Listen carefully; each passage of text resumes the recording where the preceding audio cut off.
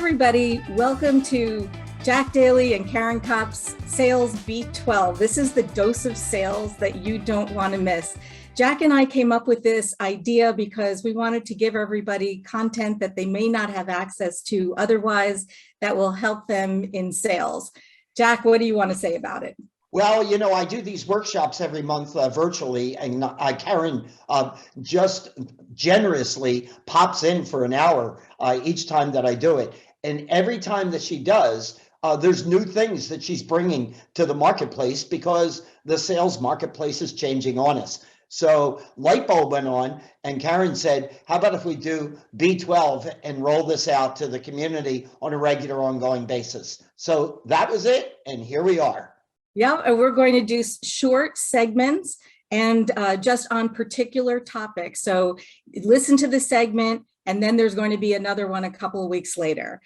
Feel free to share this with your friends. You can post it on social media, share it with your company, whatever is going to help you most. But the very first segment we're doing is all about what's working now in business development. So Jack, you service a wide range of clients globally. What do you see is working now in business development?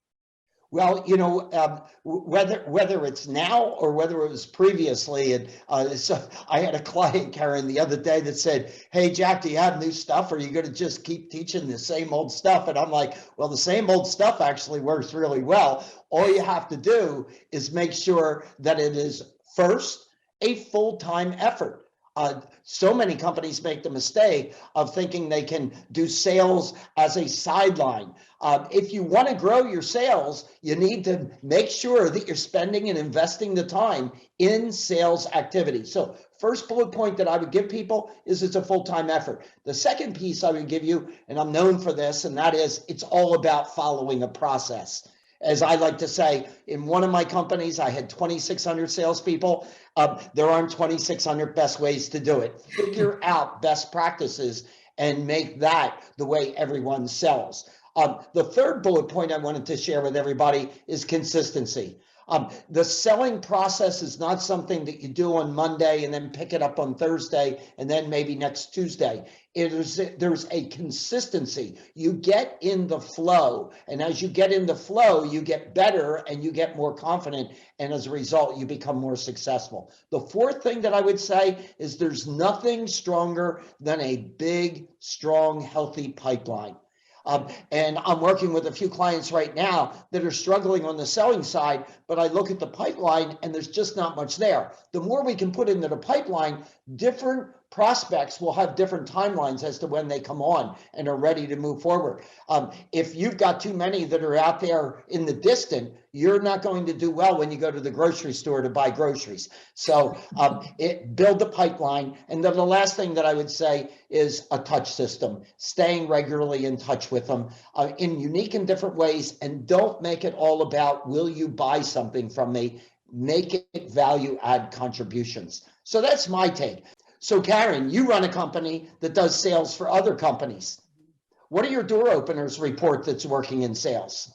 Right. Well, as I tune into your public workshop every month, one of the things that you always say to everybody is that what I talk about changes month to month because the way business development is happening and the tools for success are changing month to month. And so we're keeping tabs on this. We watch the metrics, we watch what's working, what's not working across all the different door opener programs because we get our clients in the door with their prospects for the first meeting. So if everybody who's listening to this takes nothing else away from what I'm saying, it's that what's working now is conversation. That's not necessarily what people are doing, but that's what is working is conversation in all parts of the sales process.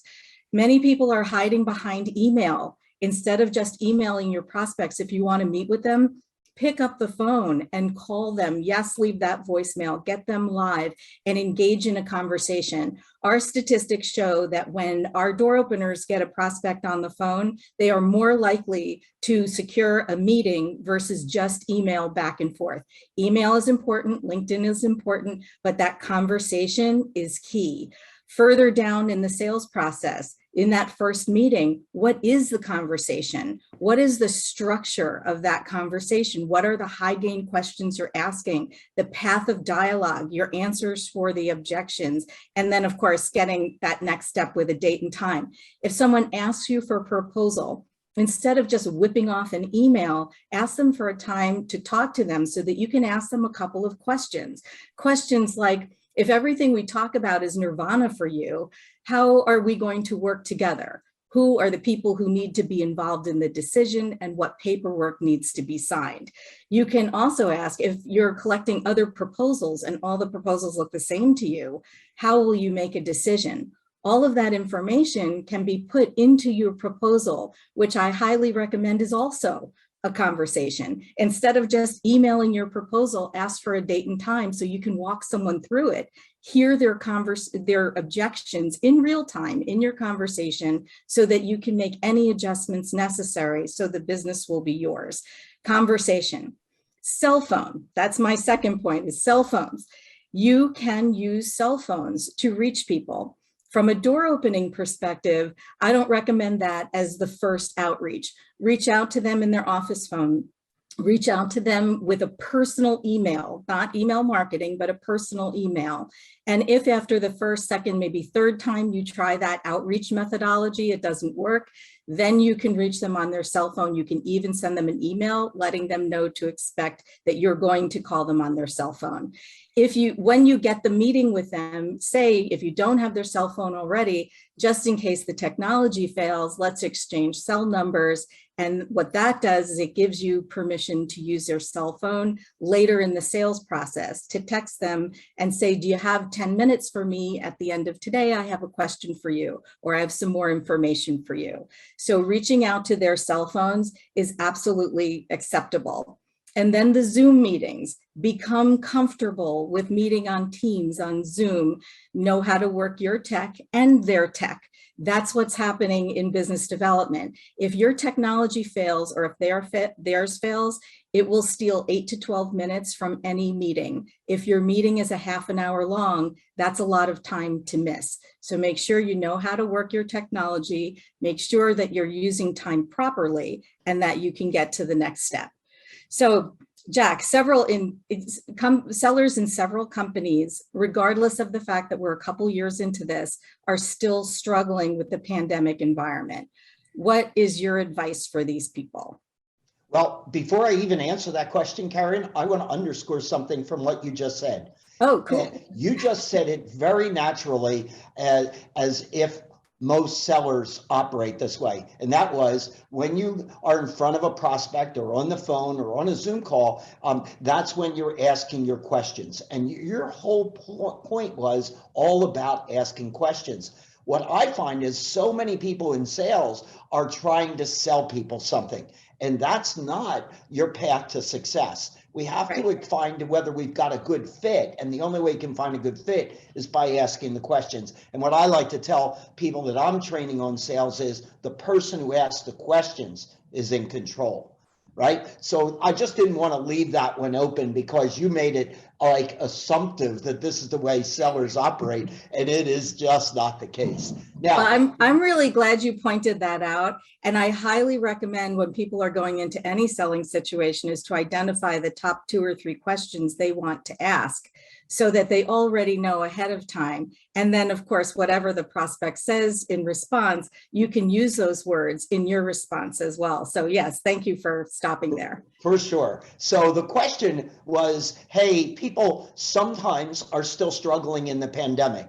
Yeah. And so I've got 2 big points that I want to really drive home here. The first one is half of success at selling has nothing to do with systems and processes and playbooks and the product or the price. It actually has to do with the 6 inches between our ears.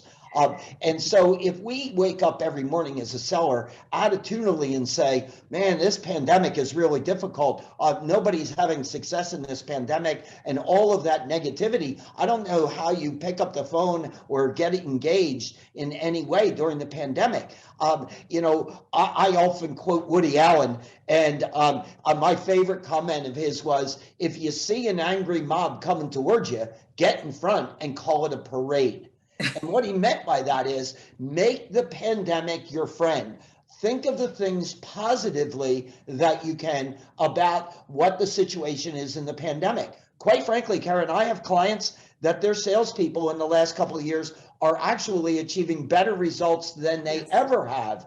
And one of the reasons is they're not losing all this time making commuting, getting to the prospect, going to a prospect's place of business and finding that they're not there. The appointment's been broken, back into the car. And now, if they're still locked in some way, whether it's the prospect or the seller, we're drop on Zoom as we're on here today. And I feel like I'm in the same room that you're in. I've become very comfortable in that surroundings. So from an attitudinal standpoint, I have a client in Ohio.